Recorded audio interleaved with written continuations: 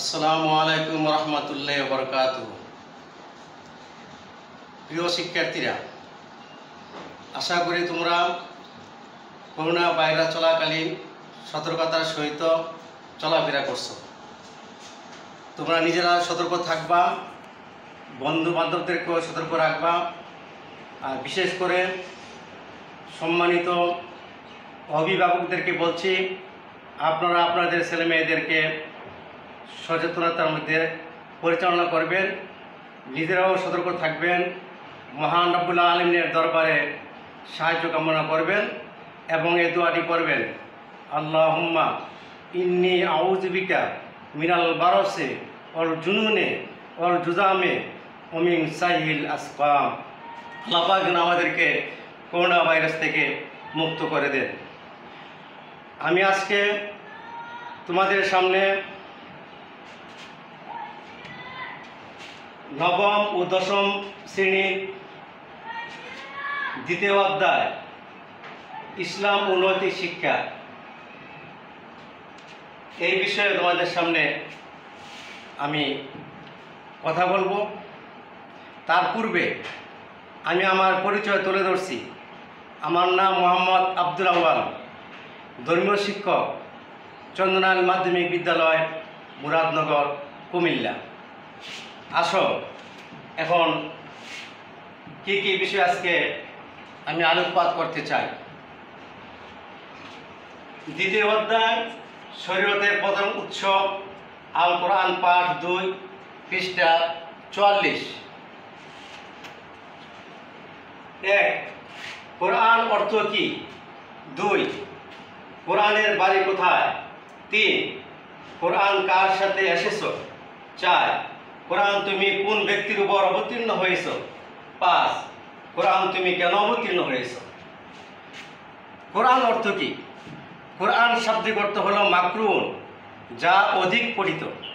পৃথিবীতে অনেক কিতাব আছে, বই আছে, কিন্তু কোরআন শরীফের মতন এত অধিক পাঠ কেউ করে না।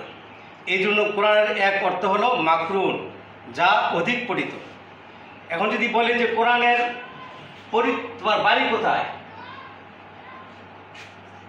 অবশ্যই একটা ঠিকানা কোরআনের আছে। কোরআনকে প্রশ্ন করলে কোরআন জবাব দিবে, বাল হুয়া কোরআনুম মাজিদুন ফি লাওহিম মাহফুজ।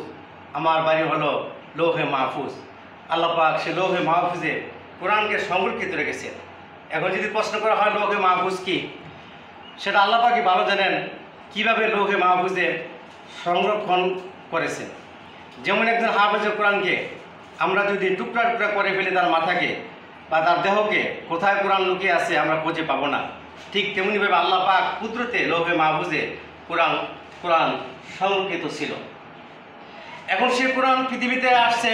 যদি প্রশ্ন করি তুমি কার সাথে আসছো, কোরআন জবাব দিবেন, নাজলা বি রুহুল আমিন, আমি রুহুল আমিনের সাথে আসছি।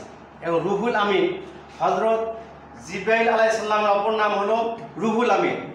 আমি রুহুল আমিনের সাথে আসছি, অর্থাৎ জিব্রাইলের সাথে আমি আসছি।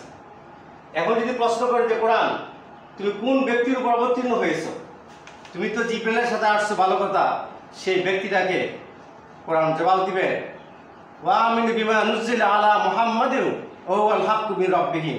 তোমরা ঈমান আনো, আমি তার সর্বকালের সর্বযুগের সর্বশ্রেষ্ঠ মুহাম্মদ রাসূলুল্লাহ সাল্লাল্লাহু আলাইহি ওয়াসাল্লামের উপর অবতীর্ণ হয়েছি। এখন যদি আবার প্রশ্ন করা হয় যে কোরআন তুমি কেন অবতীর্ণ হয়েছ, তুমি যে অবতীর্ণ হয়েছে কারণ কি, কোরআন জবাব দিবেন, লিতুখরিজান নাসা মিনাজ যুলুমাতি ইলান নূর। সমস্ত মানুষকে অন্ধকার থেকে আলোর দিকে নিয়ে আসা, এটা হলো আমার মূল উদ্দেশ্য। এখন অন্ধকার কি?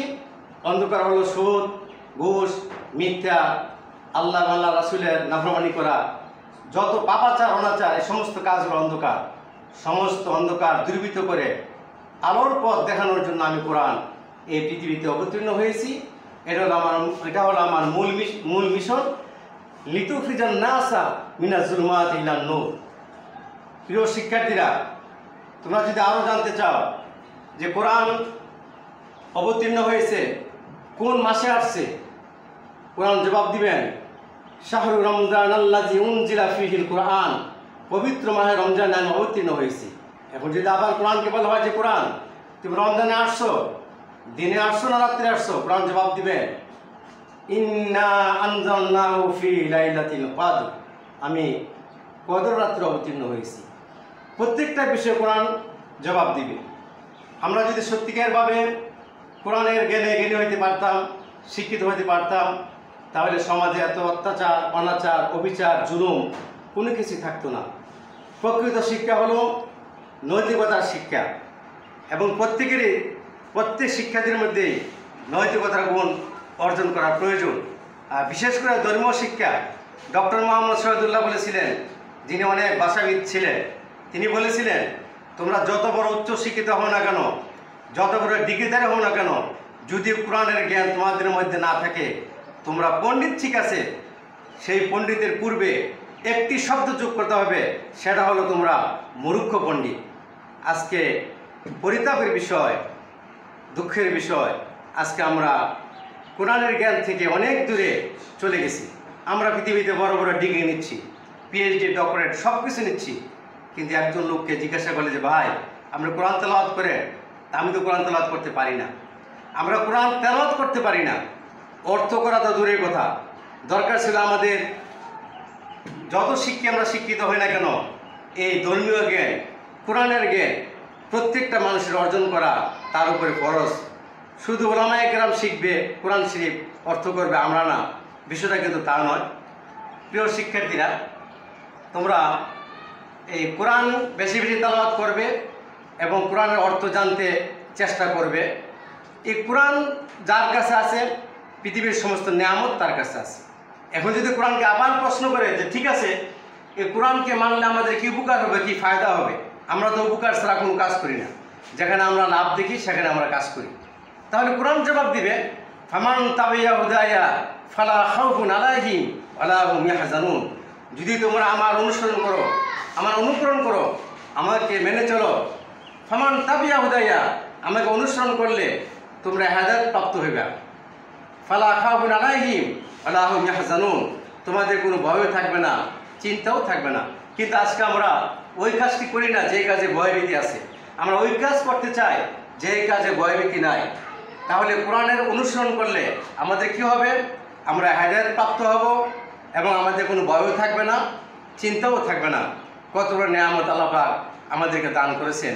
সে কোরআনের সকল কিছু আল্লাহ পাক সমাধান রেখেছেন। এই কোরআনকে যদি প্রশ্ন করা হয় যে কোরআন তোমার মধ্যে 6666টা আয়াত আছে, এত বড় বক্তব্য আমার অল্প সময়ে শোনা সম্ভব না। যেমন আমরা কোথাও যেতে চাইলে আমরা বলি যে আমার খুব এখন তাড়া আছে, তাড়াতাড়ি বলেন আপনার কি কথা আছে। কোনো ব্যক্তি পথ আগলে ধরে বলে একটু দাঁড়ান, আমার একটা কথা শুনেন। কাজ থাকলে বলে আমার একটু তাড়া আছে, সংক্ষেপে বলুন। এখন কোরআনকে যদি বলা হয় যে কোরআন তোমার মধ্যে 6666টা আয়াত, হাজার হাজার আয়াত, এখন এত বড় বক্তব্য আমি তো বুঝতে পারতেছি না, সংক্ষেপে মূল বক্তব্যটা কি কোরআন আমাকে বুঝিয়ে দাও। কোরআন জবাব দিবেন হাযা বায়ানুল লিন-নাস ওয়া হুদাও ওয়া মাউইযাতুল লিল মুত্তাকিন। সমস্ত পৃথিবীর মানুষের জন্য আমি সুস্পষ্ট হেদায়েত নিয়ে এসেছি। প্রিয় শিক্ষার্থীরা, কোরআন কি বলবে? যে আমি সমস্ত পৃথিবীর মানুষের জন্য সুস্পষ্ট হেদায়েত নিয়ে এসেছি। হেদায়েত থেকে এত বড় নিয়ামত আর কোনো কিছুই নাই। যার হেদায়েত নসিব হয়েছেন সেই সবচেয়ে বড় নিয়ামত প্রাপ্ত হয়েছে। এই কোরআনের উপরে অনেক গুরুত্বপূর্ণ আলোচনা আছে, অনেক গভীর জ্ঞান কোরআন হাদিসে বর্ণিত হয়েছে। তোমরা নবম দশম শ্রেণীর ছাত্র শিক্ষার্থী, তোমাদের সামনে বিস্তারিত কিছু বলতে গেলে তোমাদের বোধগম্য নাও হতে পারে। এই জন্য আমি সংক্ষিপ্তভাবে মোটামুটি যাতে তোমরা মূল ধারণা নিতে পারো যে আল্লাহ পাকের কোরআন আসলে কি, আমরা পরিচয় জানলে আমরা সেই কাজটি করতে আমরা সাহস পাই। যেমন একটি উদাহরণ দেই, কেউ যদি জানে যে এটা মেটে সাপ, ছোটো ছোটো বাচ্চারা মেটে সাপকে লেজে ধরে পুড়ে ফেলাই দেয়, জানে তার মধ্যে কোনো বিষ নাই বা বিষে কোনো কাজ করতে পারে না, আক্রমণ করতে পারে না। যদি জানে যে এটা পানস সাপ বা বিরাট বড় গোখরা সাপ, তাহলে অনেক দূরে চলে যায়। সে জানে যে এই সাপের কত বড় বিষ, সে ভয়ভীতিতে কাছে থাকে না। ঠিক তেমনিভাবে আমরা যদি কোরআনের সত্যিকারের পরিচয় জানতে পারতাম, কোরআনের জ্ঞান অর্জন করতে পারতাম, কোরআন কী জন্য কোরআন এসেছে, কত বড় নিয়ামত যদি জানতাম, তাহলে কোরআন থেকে আমরা পিছপা হতাম না। যারা নাস্তিক মুরতাদ তারা চিনে না কোরআনকে, চিনে না আল্লাহকে, চিনে না রাসূলকে। আমরা দোয়া করব তোমরা বড় হয়ে আরও উচ্চ শিক্ষা শিক্ষিত হও, সরকারের বড় বড় পদে তোমরা থেকে দেশ পরিচালনা করো। একটি কথাই থাকবে, কোরআনের জ্ঞান থেকে পিছপা হওয়া যাবে না।